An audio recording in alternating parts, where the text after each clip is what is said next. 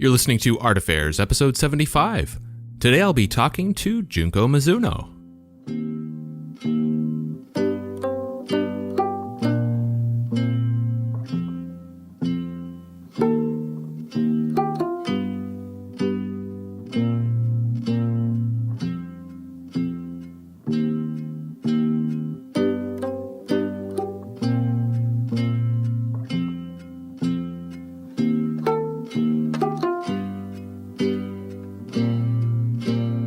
Alright, so my name is Michael Faith, and this is Art Affairs.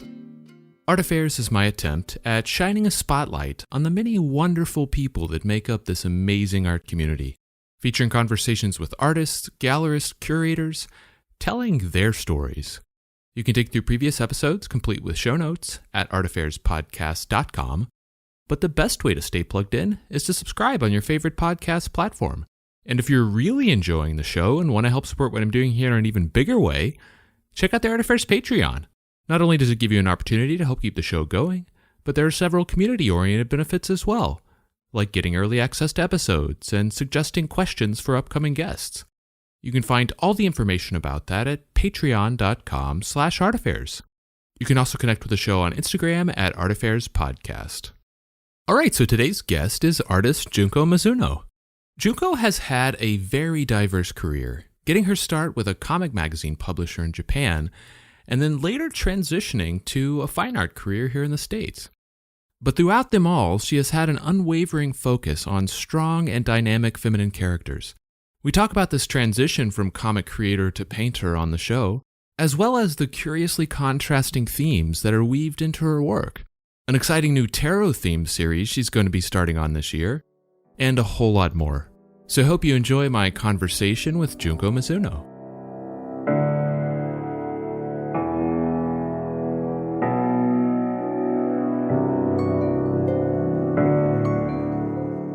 Junko, welcome to the show. It's really good to have you on. Hi. Thank you for having me. All right. Awesome. And let's talk about your background a little bit. And, I was talking to you a little bit just before we started recording, but you were born and spent the early part of your life in Tokyo. It's not a city I've ever been to, but my perception of it is that it's a huge urban environment. So, what was that like growing up in such a large urban center? I didn't think too much about that until I first went out of the country. When I was 25 or 6, I went to Hawaii with my friend just for fun and realized Tokyo is kind of crazy. I mean, also after that, I started traveling around the world, the US and Europe. And yeah, that made me realize I grew up in a crazy city. It's very dense and a lot of buildings. I was surprised when I went to LA because I heard it was a big city, but you have to have a car. Right. And it's very spread out.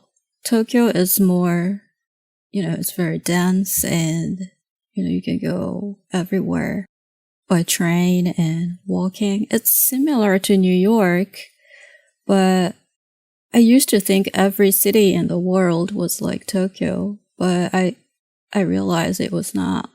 Yeah, I mean, growing up, that was what just your perception of normal. So, you didn't know any better. I guess, what kind of work did your parents do? Did anything creative? No. My father is a construction worker. It's I don't know how you call it in English. Sakan in Japanese. It's okay. Maybe it's plasterer. Okay. You know that word? Yeah, so does the texture on walls? Walls and, stairs and, you need a skill to do that. Yeah. Yeah. And my mother she was basically a housewife, but she sometimes did part-time jobs, like working at a supermarket and stuff like that.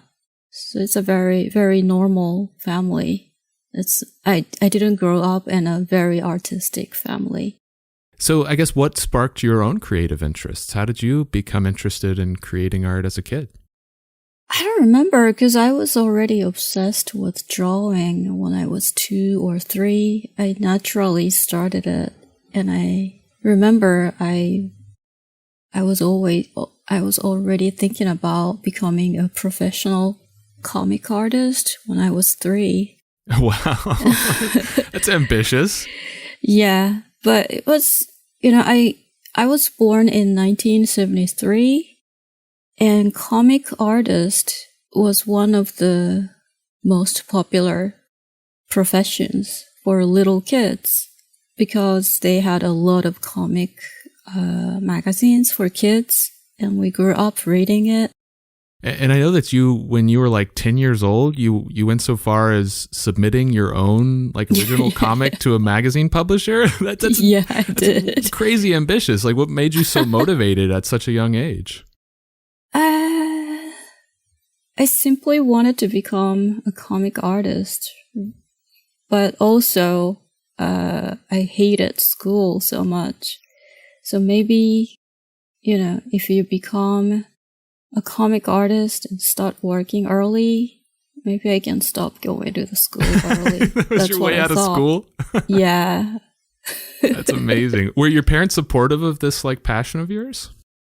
My father didn't care. He didn't know anything about, it's a typical reaction of fathers in Japan at the time. They're not supposed to care so much about the family. They were just supposed to be working hard for the family outside of the house, and it was the mother's role to take care of the kids. And my mother was really worried about me. Oh yeah. Because she thought I was too much into making art. I was always drawing, and I was just too obsessed. So my mother sometimes told me to try something else. She's like, you are too much into art. Maybe you should try going outside and play with other kids. And Yeah. Well, I mean, and from what I understand, when you were in high school, your focus shifted a little bit away from comics and more into acrylic painting. I guess what motivated that change in focus for you? So I submitted my comic to a publisher twice, when I was 10 and also when I was 13 or so. And, I was so young and didn't get the reaction that I wanted. I wanted to get a job from them. But by the way, it was not too crazy because many Japanese comic artists started working as a professional very early. Like, really? Yeah. I don't know if it's still like that, but back in the 70s and 80s, some artists started getting professional jobs from magazines around the age of 16 or 17. Wow. So that's what I wanted to happen to me, but it didn't. Yeah, but it didn't. So I was really disappointed and decided I didn't have the talent to make comics. So I thought maybe I should just give up on making stories and become an illustrator. So that's why I started trying other art styles. Okay. Yeah. That's sort of unfair to yourself. I mean, you're 13 years old at that point. Of course, you're not going to be seasoned as a. I'm a bit. Yeah, I was a crazy kid. Yeah. So after high school, did you do any kind of studying at like an art school or anything, or did you just go right into working after you graduated? So, like I said, I hated school so much. I didn't want to go to art school. But I grew up in Tokyo until I was 11. And then my parents decided to go back to where they were born and grew up. which is like 2 hours by car from Tokyo. It's a countryside. So we moved there, and, I submitted the comics from that place to Tokyo. But I wanted to move back to Tokyo really badly because it was the countryside, and I believed I wouldn't be able to, become an artist in the countryside. What kind of work did you do after high school? Or so after high school, I didn't want to go to art school because I hated school, but I wanted to move back to Tokyo. So I needed to make some excuse for my parents. My mother didn't want me to move back to Tokyo without having any reasons. But I don't know, I just wanted to move back to Tokyo and, start making connections. So I didn't want to start working at a company or anything. I just wanted to move back to Tokyo and start making art and showing it to people. There was no internet at the time, right? Right. It's probably hard to imagine for younger people. So I decided to go to this school in Tokyo. It's a doll making school, and it's named school, but it was just once a week type of thing, and it was not too expensive. So I told my mother, I really wanted to go to this school and I need to move back to Tokyo. And also my sister found a job in Tokyo. So we decided to move back together. Nice. Yeah. So I didn't really go to the art school, but I went to the doll making school. Yeah. But it was just an excuse. It was fun, but it was just an excuse. What kind of work did you do to pay the bills while you were going to the doll making school? I just did a part-time jobs. Yeah, for the first few months, I worked as a cashier at a supermarket, and I got bored, and then I started working part-time at a movie theater. Okay. But we lived in a tiny apartment, so I didn't need to make too much money. Nice.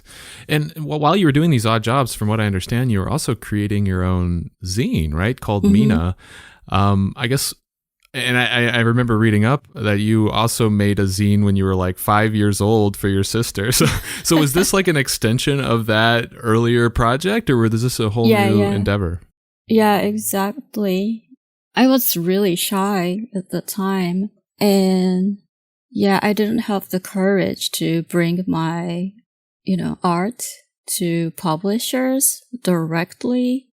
So there was no internet at the time. Right. So I thought it would be a good idea to make a zine and give it away to people at events or at my friend's shop. And I expected to get a job by doing that. And it actually happened this time. Yeah. So, well, I mean, so were you how were you printing these? How were you mass producing these? That's really funny. So I was really, looking back, it was really weird. I was so determined I should become an artist.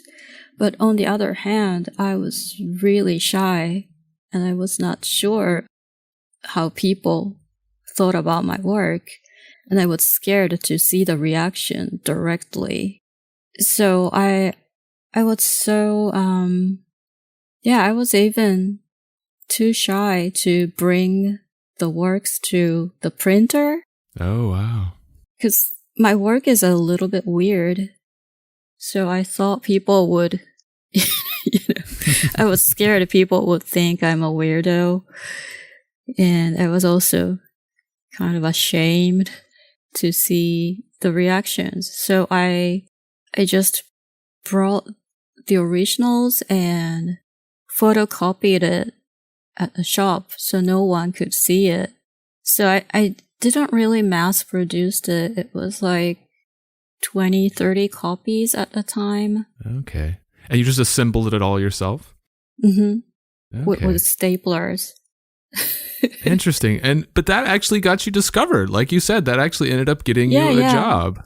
Yeah. And so how did they discover your zine? How did this comic, pop culture comic, discover your zine? It was at my friend's shop in Harajuku, and they were carrying kind of like a weird vintage toys and, vintage clothing from the US. So it was fitting to my, artwork, in a weird shop. Harajuku is like a really, it's a place where young people go. So it's not a place with high fashion brand like Louis Vuitton or anything. It's more like very unique fashion for young kids. They go to Harajuku to find that kind of stuff. Okay. And I think the shop got popular for having weird stuff. I remember one of the weird things they had was this jacket from the 80s, and it's designed to look like the one Michael Jackson was wearing in Beat It. Nice. Video clip. That kind of shop. Also, they had old American colorful toys like My Little Pony and stuff like that. So the editor of the pop culture magazine wanted to cover the shop, wanted to make an article about the shop. So the editors came to the shop to interview the owners. And then they found my zine being sold there. And they were interested in, working with me. That's how it started. It's amazing. And so, like, once you started working for this magazine, what kind of work were you doing for them? Was it illustrated stories? Was it comic stories? Kind of, yeah. It was just, they gave me 2 pages a month, or sometimes 3 or 4 pages. And I just did short comics. But yeah, it was not a serious stories. It was just, funny, weird comics. And so was this like a monthly magazine, or was they weekly? How often were you drawing these stories? I think it was monthly or bi-monthly. I don't remember. Yeah, but probably monthly. Yeah. Okay. And it was only a couple of years after you started working for them in 96 that you released your first graphic novel. In 1998, you released Pure Trance in Japan. Mm-hmm. How did that project come about? Was it sort of an extension of what you were doing with this pop culture magazine, or was it completely separate? It was not completely separated. So when I was working with the magazine, this record company in Japan called Avex. Avex is pretty big. It's like a dance music record company. And they had advertisement pages in the magazine every month. And they started this compilation CD, techno CD, called Pure Trance. It's the name of the series. They already had volume 1 to volume 10, and they were releasing it, I think every other month. And it was like a compilation of different techno artists from different places. And it was in the 90s. And, the techno music was a big thing. Yeah. So it was like, an introduction of different techno artists to Japanese audience through the CDs. Yeah. So it was bi-monthly. And until volume 10, it was just computer generated images with the name Pure Trance on it. And the guy who was making it wanted to do something else. And he saw my work in the magazine and told the editor, maybe, I can use her for the cover art for the series, from the volume 11 to volume 20 or something. And I said yes, and I met the guy, and he was into comic as well. And he came up with the idea of having a serial comic story inside of the CD booklet. It is very, it's not normal. It's That's amazing. Yeah, it's very unique. That's incredible. Yeah. And I was not sure because I hadn't made any long comic stories before that, but thought it will be interesting. And also it was not too intimidating because it's inside of the CD booklet. Right. I would have been really intimidated if it was in a comic magazine, like famous comic magazine, but it was just like, it was not a main thing. The main thing was the CD and music. So I could be a little bit relaxed about the idea of, creating comic. That's amazing. Yeah. So for each of these kind of installments, with each volume of the CD, did they build into a larger story, and then that was ultimately collected into the graphic novel? Yeah, but it was a CD booklet, so it couldn't be too thick. You know what I mean? Yeah. It needs to be inside of the CD case. So it was just like 10 pages for every CD.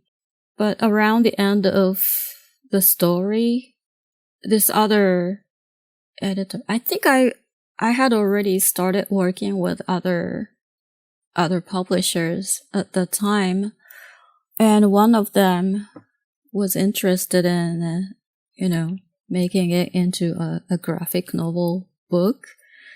So I added a lot of pages.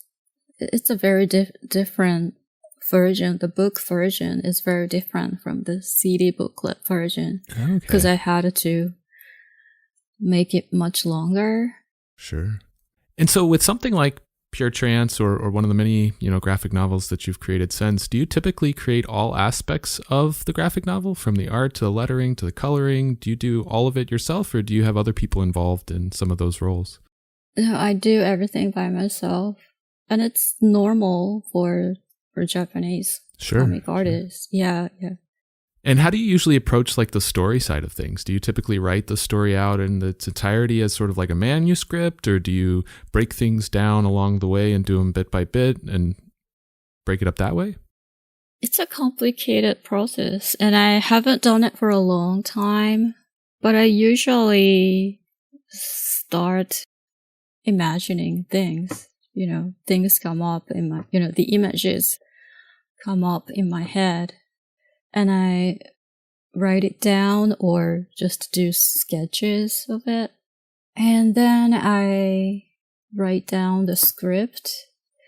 But I don't think I can call it a script because it's only for me.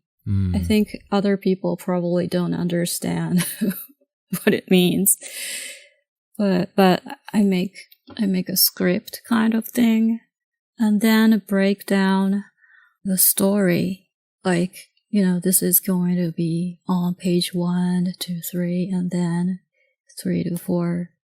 And then I create the storyboard and start working on it. And for that, do you tend to draw it out as like pencil sketches, and then you progress to like an ink drawing, and then you color that? Is that typically the progression when you get to the art side of it? Mm-hmm. Yeah. Okay. Interesting. And do you feel that larger narratives like this come naturally for you? Is it something that you felt comfortable doing when you started making larger stories? I don't know. I haven't done it for a long time. I have done a couple of short stories, which were like 4 pages or 2 pages in the last 14 years. Since I moved to the US, I've been working mainly as an artist, like gallery artist. Right. So I haven't done much comic work, but I'm planning to do another like long story, but it's a hard work. It needs a lot of time and energy. So I really want to start doing it. I like it, but I'm also scared of it. Because you haven't done it in a while? Yeah, and also once you start doing it, it's your life will be revolving around it. Yeah, you really need to get into it. But I have too many things I need to do right now. So I'm trying to find the time and find the best way to do it. Yeah, like while I'm working on it, maybe I can't make, any money out of it. So it's one of those things that you have to just give all of your time and attention to. Yeah, I think so. And so you mentioned the transition to being a gallery artist and your move to the US. I know that your first gallery exhibition, at least according to your CV, was in Mary Karnowski in 2007. How did you start getting your artwork noticed by galleries and, start making some of those connections in the art world? Yeah, so I kept working as a comic artist and illustrator in Japan since around 1996 to 2007. I think around 2005 or something, I started getting a lot of offers from American and European people. My comic books were translated into English and were published in the US I think it was around 2005. And I started getting a lot of offers and interview offers and stuff like that. And I had only done one art show in Tokyo in the 90s, and it went well.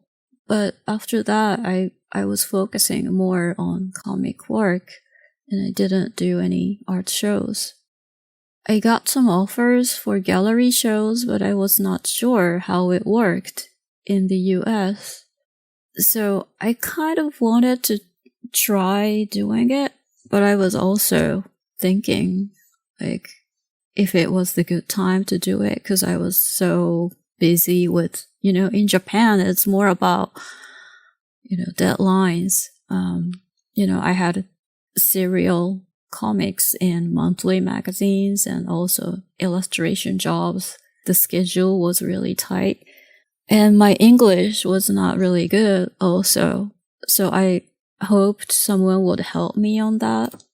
And then in 2005, there was a My Little Pony exhibition I think it was in New York also, where artists would create their own custom My Little Pony.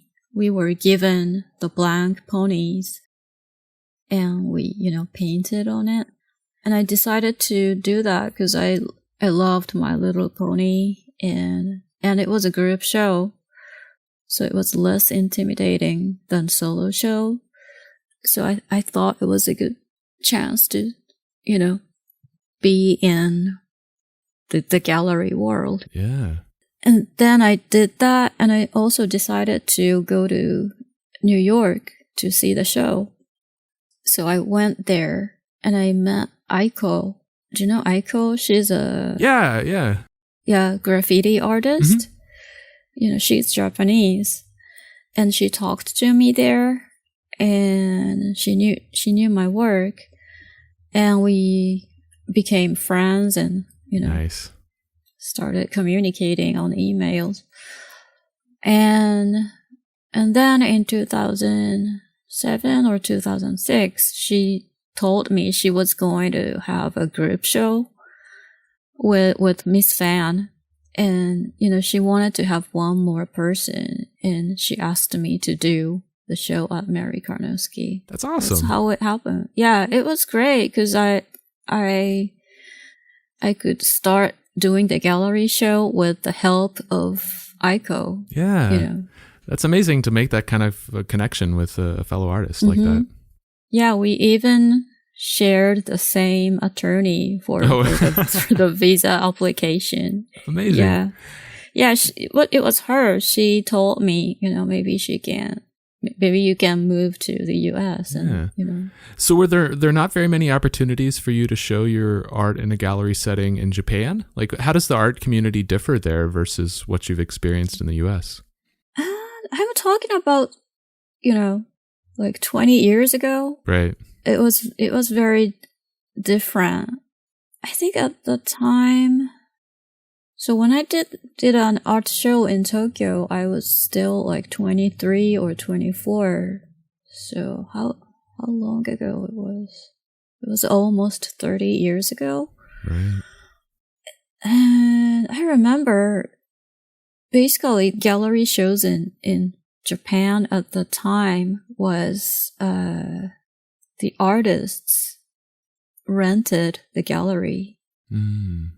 Like you are supposed to pay the gallery first. Wow. And then you can get the sales of the artwork.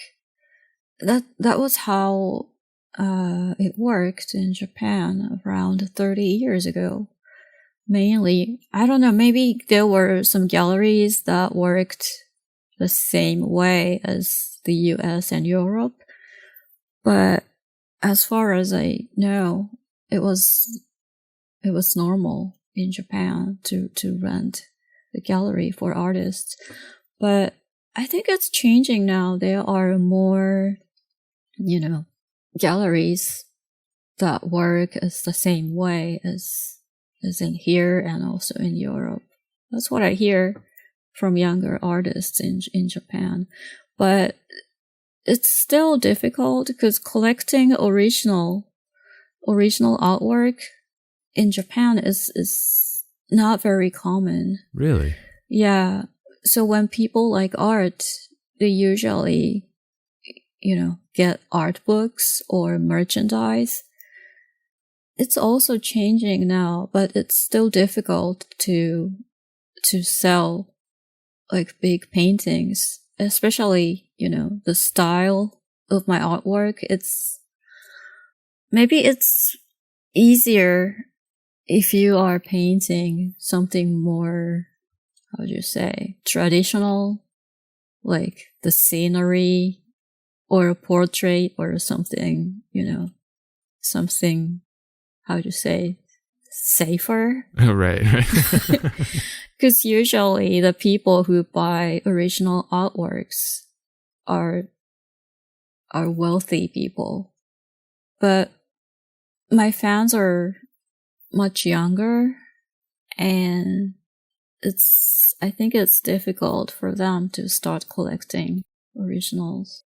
Makes sense. So it's interesting that it's starting to evolve and change a little bit, but still have some of those challenges. So a couple of years after that show at Mary Karnowski, you had what I believe is your first solo show in the States at Rock LaRue, which shout out to Kirsten. She was a former guest on the show. The show was titled Desert Women. How did you connect with Kirsten and how did that first solo show come together? I actually don't remember, but maybe she knew Last Gasp people. Last Gasp is a publisher in San Francisco, and they published Kirsten's book. But I think she just emailed me. Yeah, after the 2007 Mary Karnowski shows, I started working with so many different galleries and so many different people. So I really don't remember how things happened to me. But it was mostly emails. And it was around that same time, I think 2009, where you moved to the U.S. And like you said, you mentioned you had Aiko to thank for some of those legal relationships. Mm-hmm. I guess what motivated that move from Japan to California?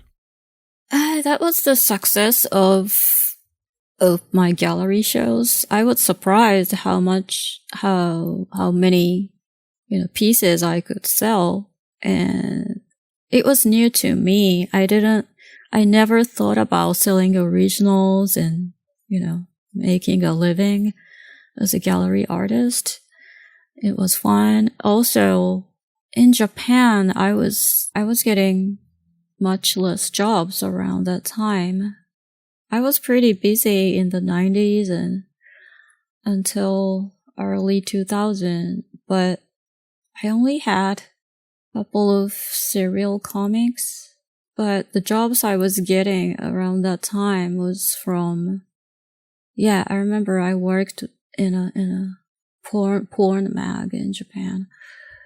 Yeah, I think people in Japan were kind of confused because my work is very hard to categorize. It has a lot of nudity, but it's not porn. Right. It's not girls' comic. It's not men's comic. There are genres in Japanese comic, but I couldn't fit in any of it.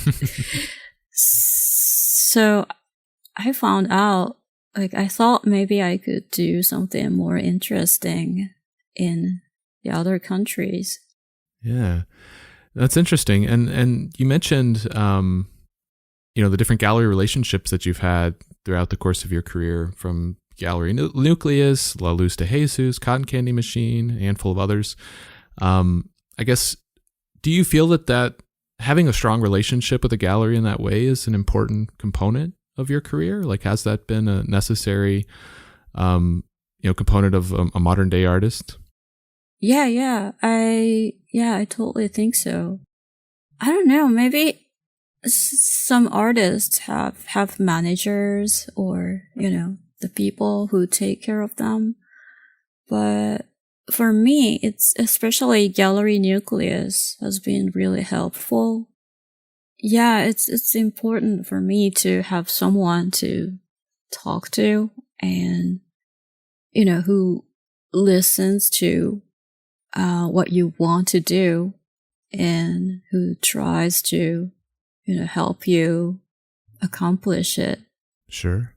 We've talked a little bit about, both sides of your career, from the comic, creation side to the gallery art side. Between those two different forms of art making, how would you compare the skill sets required to be good at painting versus creating comics? Or do they have overlapping skills that you think that are important, or are they very different as far as how you approach the two?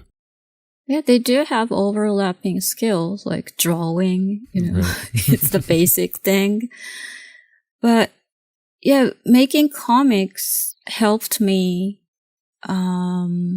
become more challenging. Like, if I keep making art, it's just one scene. When you are doing comics, you have to tell the story. And sometimes you have to draw something you usually don't, just to tell the story. And also different angles, different poses. And it becomes like a training for you. You can use the skill when you do fine art. You know what I mean? Yeah. You can get new skills while doing comics, and then use those in the art making process. Yeah. And also you can discover different things, like how to draw one thing from different angles and different ways. Oh, interesting that those Yeah. would be complementary in that way. So diving in, you mentioned your style and sort of the unique nature of your style. So I wanted to talk a little bit more about that. Obviously throughout your career, you've had a strong focus on strong women. Why do you think women, and specifically kind of strong, but also, complicated feminine figures have, become your primary focus? I don't know. One of the reasons I keep drawing women is that I'm a woman, but I don't know. I've been like this since I was very little. I enjoyed drawing women and not much of men. I don't know why. It's just natural for me. But also, yeah, they are strong, but they're also kind of crazy. It's not like the kind of women that I've been a weird woman in Japan. Japanese culture, is, they want women to be nice and soft and beautiful, not crazy like me. So was that sort of a rebellion, like a sense of rebellion for you? Yeah. It makes me feel comfortable creating crazy female characters that they kind of hate. That's very like punk rock, like core for you. That's amazing. So, I mean, there is this kind of mixture between, cuteness, but also like horror and like erotica, stuff like that. I guess, what is it that you like about those contrasts in themes? Having them appear on the surface somewhat cute, but then also have these other things going on. I don't know, it's just natural for me because I grew up in Japan where, the cute culture was so popular, the Hello Kitty, right. Cutesy girls, comic and animations. I loved their styles, but also I was into horror movies and horror comics, and also like science fiction with a lot of violence and blood, and it's just a mix of everything. So it kind of reflects your own interests, your own kind of personal taste. Yeah, so it's not like I'm trying to mix the innocent and violence and shock people. It's not like that. I'm just doing it naturally.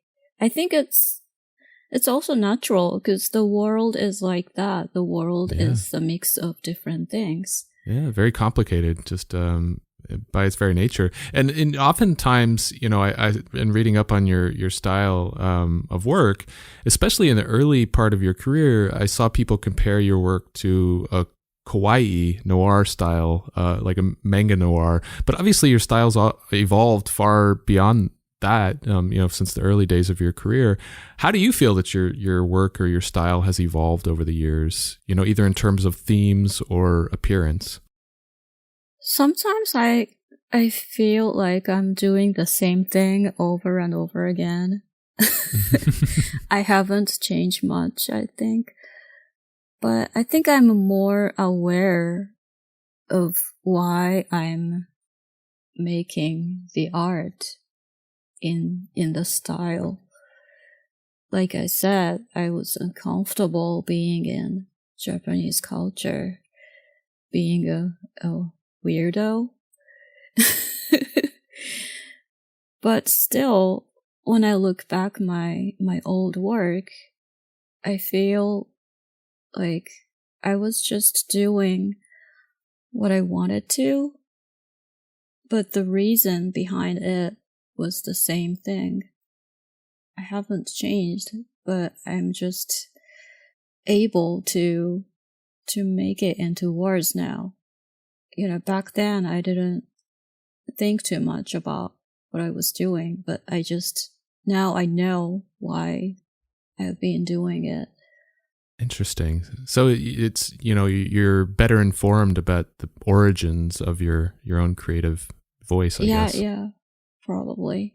Interesting. So, with your background in comics, do you find that as you're working on your painted works, that you build stories into the single images that you're painting? Does it help you in the creative process to build a story around that?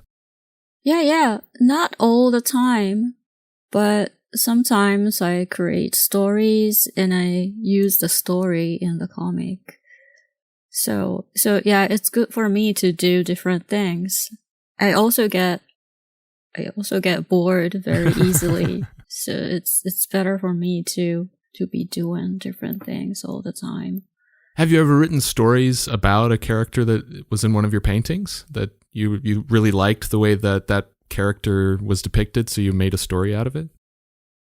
Yeah, kind of. Yeah, I made it's not a long story. It was just 2 pages of comics without any, how do you say, the characters didn't say anything. But I made a 2-page comic based on a big painting I created. It was a long time ago. So when you're working on your gallery works, how do you approach ideation? Like, how do you arrive at your ideas for your gallery works? Do you have brainstorming activities, or do you have like a daily sketch routine? I don't have daily sketch routine.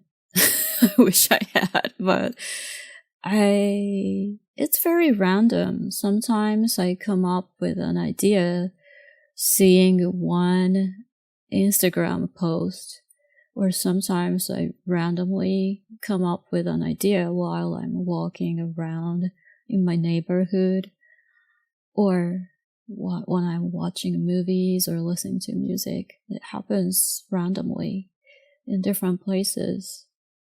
And then how do you usually capture that idea? Once you have that idea, do you draw a quick sketch to kind of capture it in your mind, or?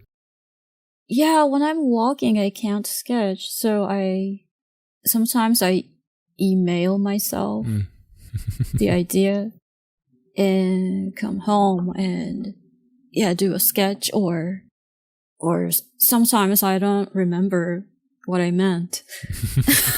It happens when you take note, and after a while you don't remember what it was. Right. And so once you have that idea, once you've remembered what that idea is and you want to move forward with it, where does it usually go from there as far as developing your composition? Do you approach it similar to how you did comics, where you draw it in pencil and then take it to ink and then paint that, or do you have a different process? I don't need the script. Right. Obviously.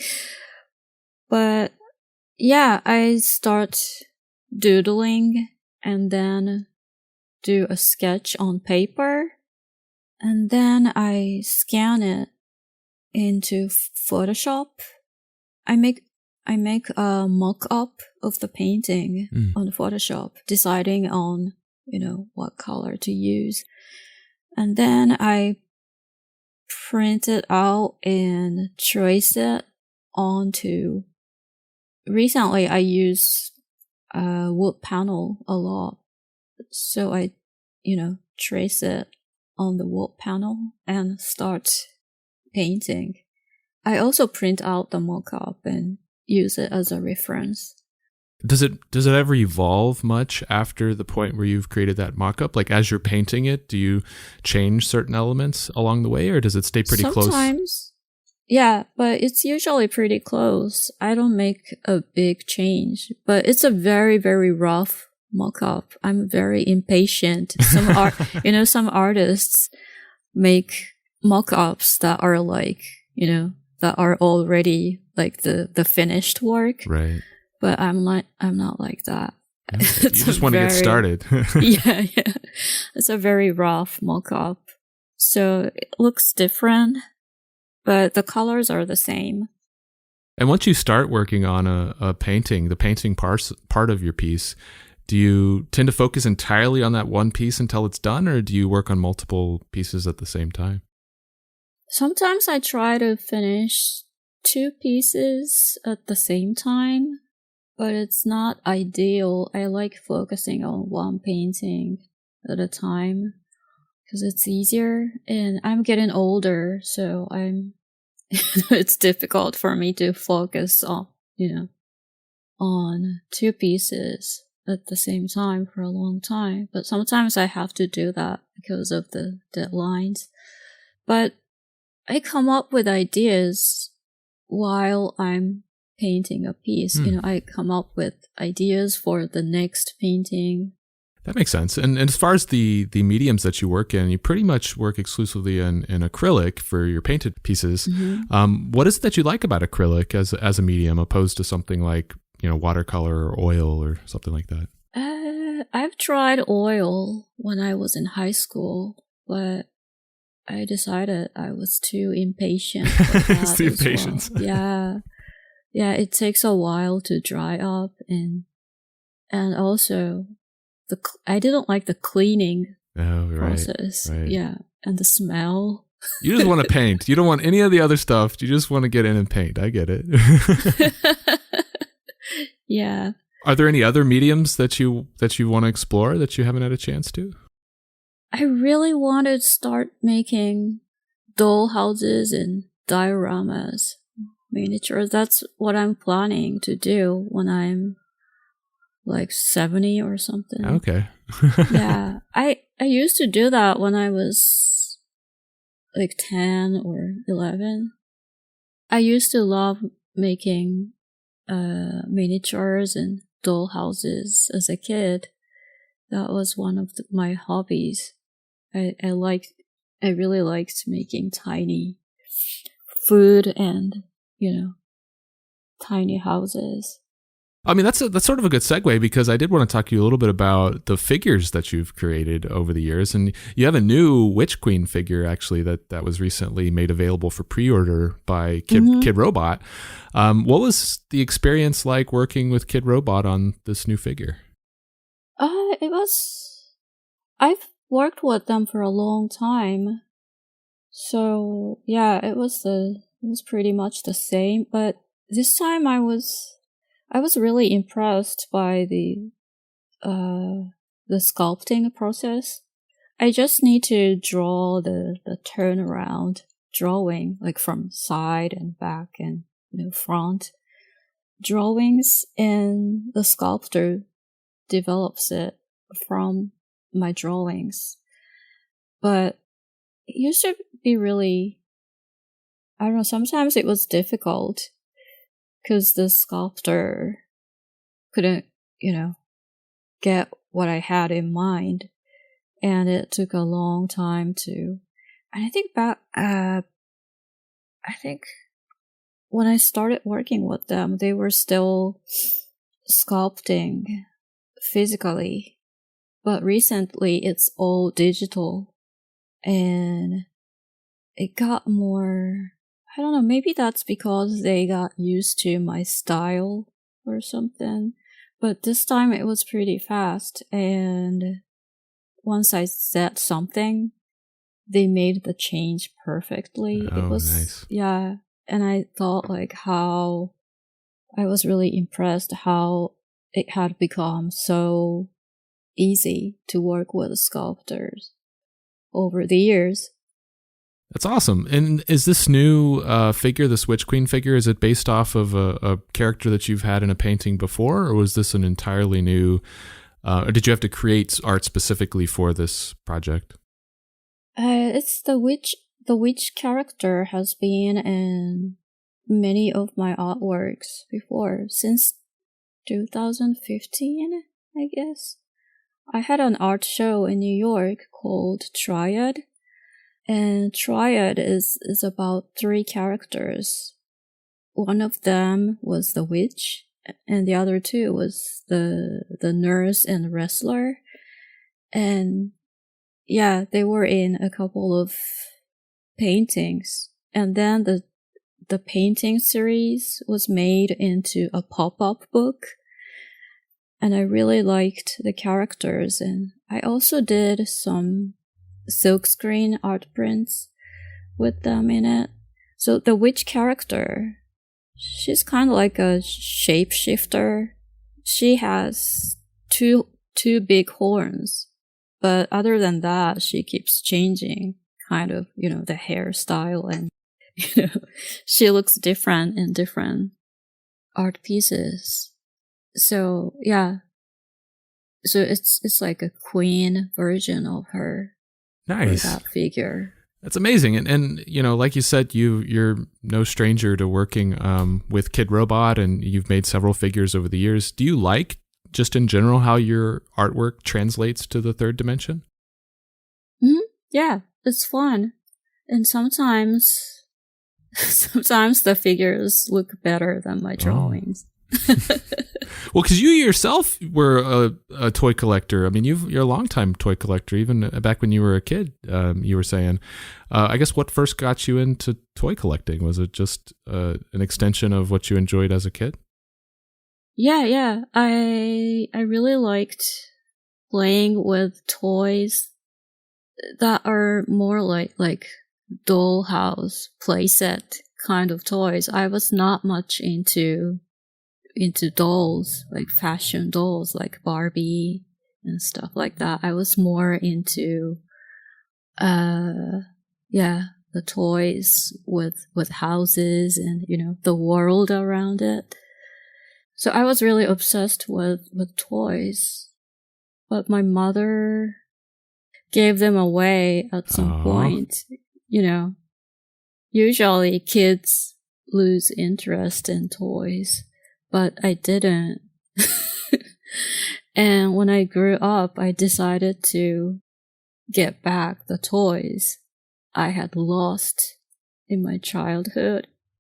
I started going to old toy stores, and sometimes they had really old toys in the storage, and I would buy it. And also, when I started using internet, there were internet auctions. And I also got into American kids' toy from 70s or 60s and 80s.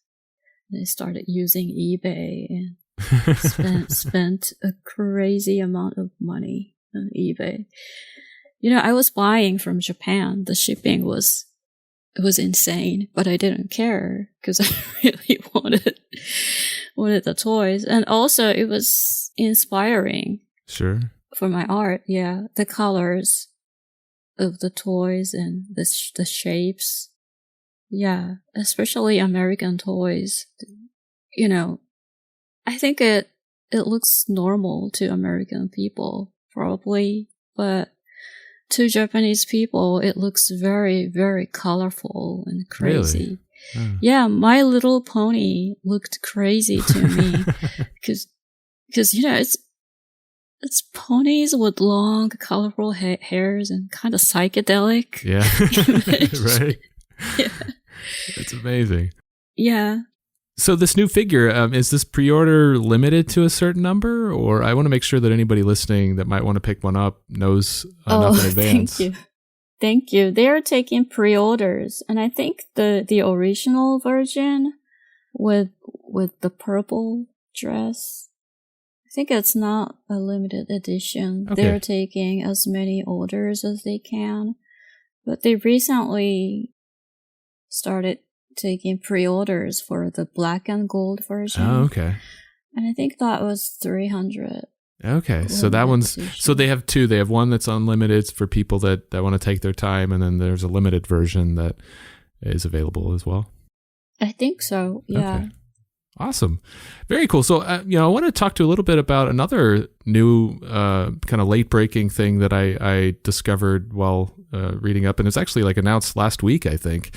A new comic platform that's being put out called Distillery. It's a new, co-founded by the former CEO of Comixology. And I think the former head of content there is also one of the founders of this new platform.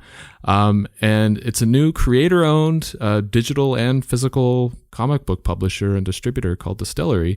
And when I hear creator-owned, I think Image Comics, because that's just what I am used to, so is it similar in concept to Image as far as what this new platform is? Yeah, I heard some people saying that. But I actually don't know.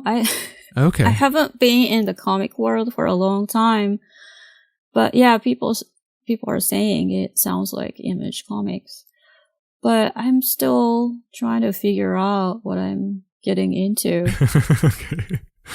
Yeah, because I saw your name attached to the announcements. I mean, there was several comic artists that were attached to it. I can't tell you a lot about it right now. I'm not supposed to, but for now, I'm not doing a comic for them. Okay. I'm doing something different for them. Interesting. Pretty excited because it's new to me. I'm one of the founding creators, and yeah, maybe it's a good chance for me to think more about comics. Yeah, I mean, it's amazing because, like, Will Dennis is involved, who I remember back, like, he was an editor on, like, classic Vertigo titles. So, like, oh, really? Yeah. I mean, I think DMZ, I think he was one of the editors for, like, a lot of the old, like, really good Vertigo titles he was attached to. And then I saw that Kodansha is also an investor, the famous Japanese manga, publisher for, like, they've been doing, 100 years they've been making, comic magazines in Japan. And it like the business model itself, I think, is pretty interesting, where they're only going to sell like digital comics for like a week, and then anybody that purchased the comic in that week like owns it and can then sell it, and the aftermarket sales, a portion of it goes back to the comic creator. Like, it's really interesting, like, it business model. Interesting. Yeah. And I'm wondering how it works. Right. It feels very, very new. They also said they were making some physical comics. Right. I saw that too. Yeah. Yeah. So like it's going to be like a combination of digital and physical, and what they're doing with digital, they're trying to mimic the aftermarket experience for physical comics or something. Yeah. Yeah. I'm really excited and interested. Very cool. So last thing before we shift in to talk more about what you have coming up, I wanted to ask you a little bit about your experience working with the music industry. So in addition to comics and gallery art and figures, and now this new platform, you've also done several gig posters for bands over the years, including the Melvins and Faith No More, Swans. How do these gig poster projects usually come to you? Is it bands, or is it the like managers, or? It was the band. I think it was also in around 2005. I was still living in Japan. And my publisher in San Francisco, they got an email from the vocalist of Faith No More. Oh, nice. And he wanted to work with me on the cover of a CD or something. But it didn't happen at that time. But we kept in touch, because I liked his music. And I think after that I moved here. But I went to his live shows when it happened in Japan and talked with him. And also, when I was in New York, he also had a live show. He's in a different project. And after I moved here, the person who was making gig posters for Faith No More, Melvins and, all the other projects, he contacted me and we started working. And I was really excited because I always wanted to do the gig posters. It's the culture we don't have in Japan. And I was fascinated looking at all the posters, Sure. It's been going since the 60s. Right. Maybe, or earlier. I don't know, but I really like looking at all the images. That's amazing that like Mike Patton is the guy that really wanted to work with you. That's incredible. Yeah. I also did the bunny logo for the new Mr. Bungle CD. That's amazing. So like when you're working on these gig posters, whether it's for Faith No More or Melvins, how much like involvement or input do you usually get from the band along the way for that specific design? Do they give you input or things that they want you like to incorporate into the design, or is it pretty much just fully, your control? I think it depends. For Faith No Faith No More shows, I think there were things that they didn't want the artists to include in the artwork. But usually it's pretty much up to the artists. It's really fun. I can be really free. Yeah. Yeah. Do you usually try to bring pieces of their music into your art pieces when you're making a gig poster? Yeah, sometimes I listen to their, new album and come up with ideas. But sometimes I just do whatever I want. It depends. That's amazing. So what do you have coming up? I mean, we talked about the new figure and the new distillery platform, but other than that, what else do you have coming up that you're working on in 2023? I'm working on a lot of things. Let me check the list. So I just finished this painting. Yeah, it's beautiful. In the background. It's going to Amsterdam for a group show, but I'm going to have a tarot themed show in November at Nucleus. I've always wanted to design my own deck of tarot. Oh, wow. Yeah. For a long time. I've also got a lot of requests from my fans that they want, my tarot cards. I've never done, reading tarot or anything, but I've always been fascinated by the design. So I'm starting the project this year by doing art shows of tarot cards. They have like 78 different cards, and I can't do it at once. So I'm going to do 2 or 3 art shows, making the images. And finally, we are planning to make them into the actual tarot deck. It's going to take a few years though. Sure. But I'm starting it this year. And I'm doing a poster, silkscreen poster for Melvin's 40-year anniversary this year. Oh, and I'm doing another pop-up book. Nice. I'm making a food-themed pop-up book. Well, you recently did a show on food-themed works, right? Yeah, it was like last year or the year before last.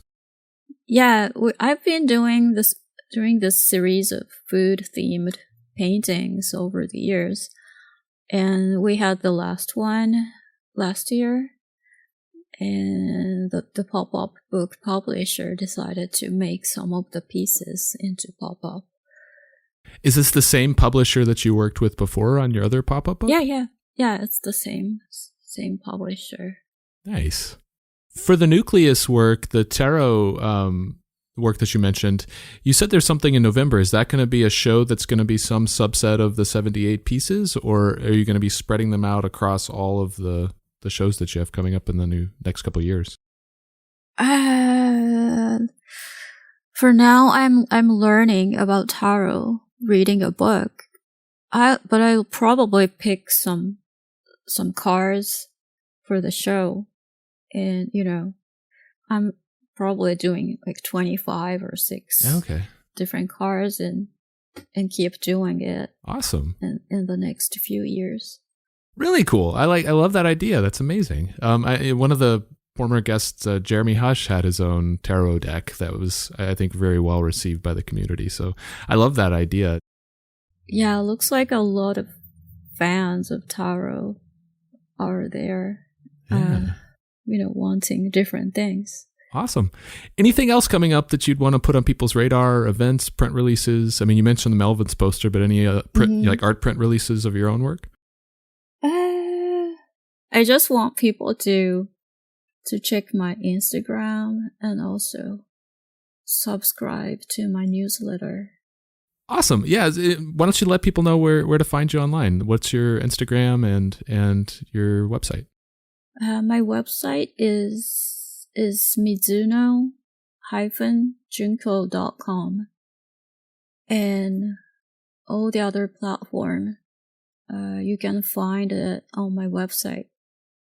Very cool. Last question, and this is something that I like to ask everybody. Who is one artist that you'd like to see me have on the show? Maybe the owner of Gallery Nucleus. Oh, nice. Ben Zhu. I've actually, I've actually talked via email to Ben a couple times. He's listened to the show and suggested a couple people. So, very nice guy. Yeah. The other artists, maybe Aiko. Nice. So you guys are you guys still pretty close? I know obviously y'all had a lot to do with, she helped, make some connections for you that led to you, getting your visa and everything. But have you all stayed in touch since then? I haven't talked with her for a long time because we are both very busy, and she's in the East Coast and I'm in the West Coast. But we are connected on Instagram, and sometimes she likes my post and it makes me smile. I'm pretty sure, when we meet next time, we can talk like we have been in touch. Awesome. It's good to have, friends like that you just feel fully comfortable with. Junko, thank you so much for coming on and chatting with me today. This has been a lot of fun. I really appreciate it. Thank you so much. Oh, I wanted to say I'm very jet lagged right now. I'm sorry if I sounded sleepy or tired. It's not like I'm in a bad mood or anything. I think you did great for what it's worth. I think you did a great job. I appreciate it. Thank you. Thank you so much.